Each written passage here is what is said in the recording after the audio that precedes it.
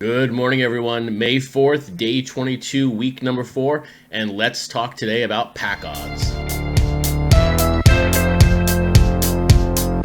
But before we begin, I wanted to say thank you to everyone who was watched and subscribed. We hit our goal of being at 200 subscribers by Monday morning. I'm actually at 202 at this moment, so thank you for that. I greatly appreciate it. Over the past 28 days, I've added 43 new subscribers to the channel, so that's fantastic. My next push is to be at 250 by the end of May. So we've got 30 days for that, about a little less than 30 days for that. So that'll be the new goal, but I won't push that dial or turn that dial up a little bit until we get closer to the end of May. But thank you to everyone who subscribed and continue to share the channel. I greatly appreciate it. And also, before we talk about pack odds, let's do a little grass update. I want to show you the front yard and what has changed in the past 2.5 weeks. So let's take a look at that right now. So this was my front yard on April 16th, 2020. So it's about 2.5 weeks ago. April 16th is a Thursday. Today is a Monday. But what I did on this part was the middle part was really all poana, and the sides were good. But the middle was just the worst. It wasn't growing. It was mainly poana. So I just sort of gutted the entire front part. And I've shown this photo before. So that's where I was on the 16th. You can see in the front there, there's two different parts. There's two different dirt. One looks dry, one looks brown, one looks black. The front side was done a couple days before the middle part was. I had an extra bag from the backyard job, so I threw some the last bag right there. So that's why the difference of the soil looks different. But let's take a look at what it looks like as of yesterday, May 3rd. So here's how it looks as of yesterday at about 5 o'clock. Obviously, there's still work needs to be done. There are some patches that are missing, and I still can't mow the seed area. But you can see over the past 2.5 weeks how nicely it's come in. I'm still fighting poana in a few areas. I just can't pull it out right now with where the seed is or how the seed's growing at the moment. But I'll be fighting that battle probably all summer. But very, very nice to see the changes in just 2.5 weeks by putting down topsoil, by putting down the grass seed, continuing to water it, and obviously being in the sun helps. But that's where we are at the moment. So very excited to see this continue to improve. I'll probably be able to mow it this week, get it down to 2 inches, and then go from there. So, but hey, let's get back to sports cards. Let's talk about pack odds today.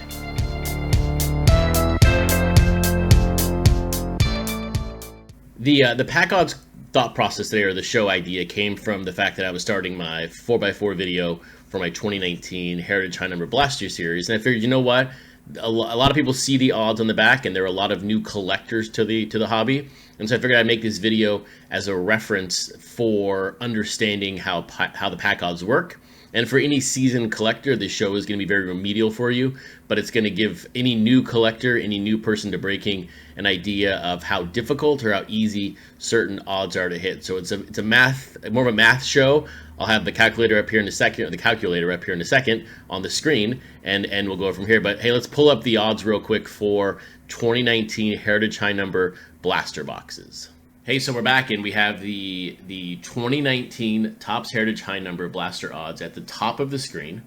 We also have, I believe to my left, I'm not a TV person, but my calculator. And for anyone who doesn't know or hasn't followed me for a couple of years, I used to put out these sort of technical odd sheets showing how the hits are going to fall, how many cases it's going to take, or boxes, or whatever that might be. And I've sort of gotten off that here recently, but this is what I do when I'm opening up. Before I open up a case, I look at the odds and I do the calculations to see what I should be expecting when I'm opening 5, 6, 7 cases. So if you're looking to improve your individual case breaking odds, or not odds, but understanding of what you're about to open, I would recommend pulling the calculator out and doing some simple math before you begin. But this is more for the beginning collectors and for anyone new to the hobby of how to read these sheets. So as a base understanding, and something I'll add to the screen here in a second, is in a blaster box of 2019 Heritage High Number, there are 8 packs in each box, and in a case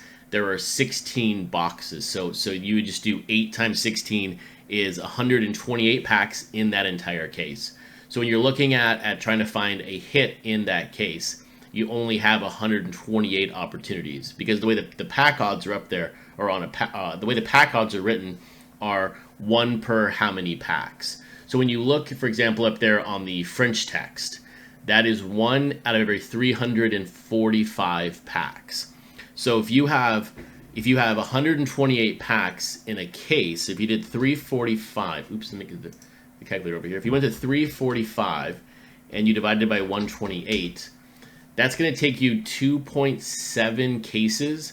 You have to open up 2.7 cases just to find one French text variation in this blaster case product. When you look at short prints, it's only actually 1 out of every 3.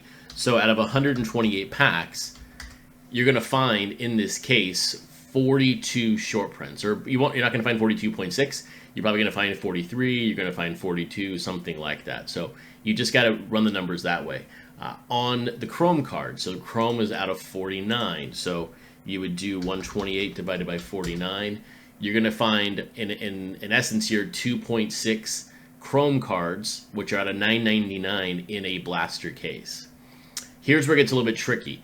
And this is where you've got to be careful, I think, as a buyer when it comes into group breaks, is when you see group breakers advertising these very, very scarce hits as something you might hit in your case. So, for example, on the Chrome black border, it's 1 out of 700.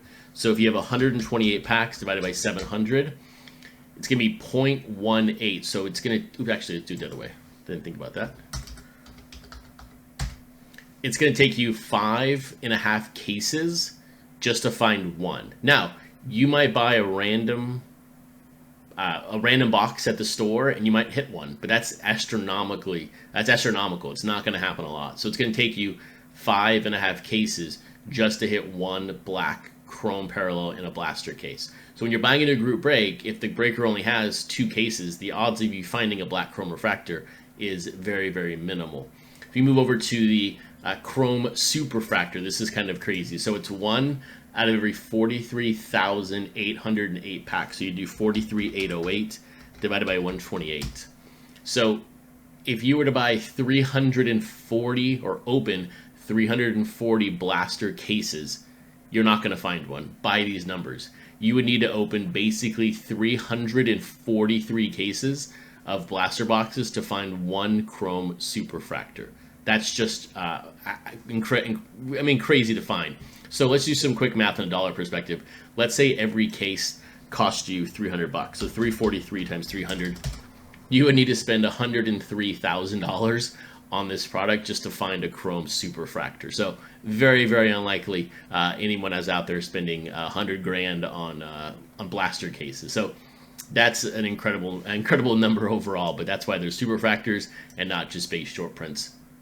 You're looking here at the mini cards. 482 divided by 128.